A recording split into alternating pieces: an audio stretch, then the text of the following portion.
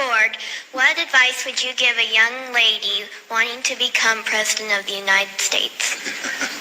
Well, I hope we do have a young lady at some point become President of the United States.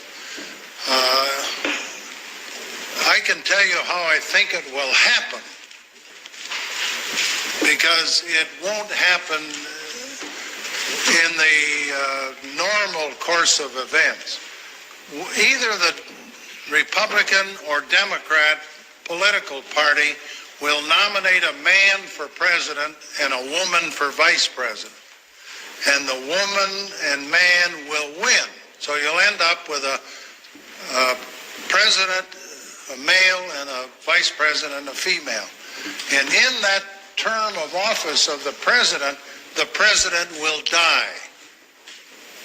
And the woman will become president under the law or constitution.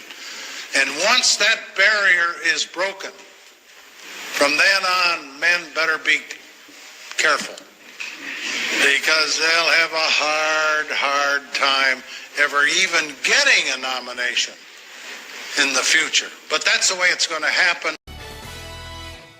And we start this evening with breaking news. President Biden says he will not seek re-election following weeks of pressure from fellow Democrats, but he will serve the rest of his term.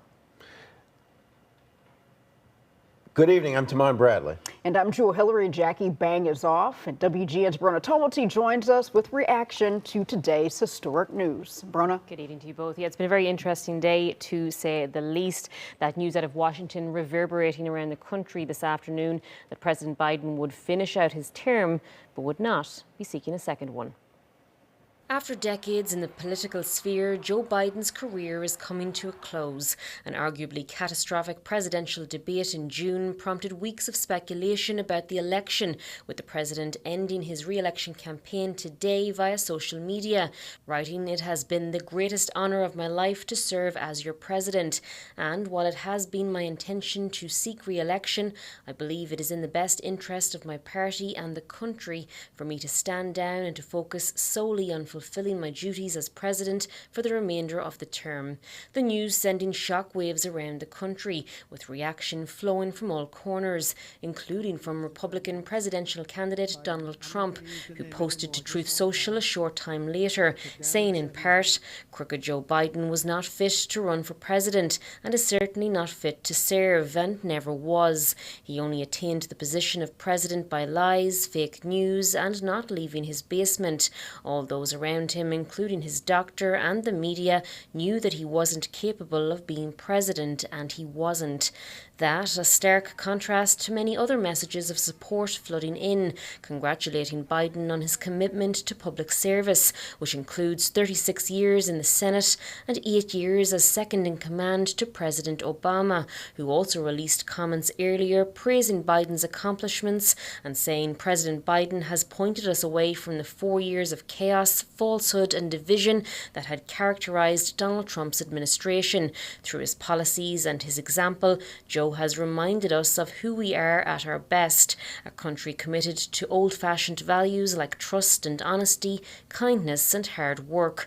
The main question now becomes who will top the Democratic ticket in November, and mere moments after learning Biden would drop out, a second statement was issued, the president endorsing his VP to take his spot, saying, "Today I want to offer my full support and endorsement for Kamala to be the nominee of our party this year." The sitting vice president quick to respond, thanking Biden for his commitment to the country and adding, "I am honoured to have the president's endorsement and my intention is to earn and win this nomination." I think it would be virtually impossible, not just because of her popularity and that she'd be a very good nominee and candidate, but the unity behind President Biden for making this selfless decision can't be underestimated. I think that's significant. Congressman Mike Quigley amongst those weighing in on the prospect of a Kamala Harris presidency, which would make her the first female and the first woman of colour to hold the highest office. I think she's the nominee,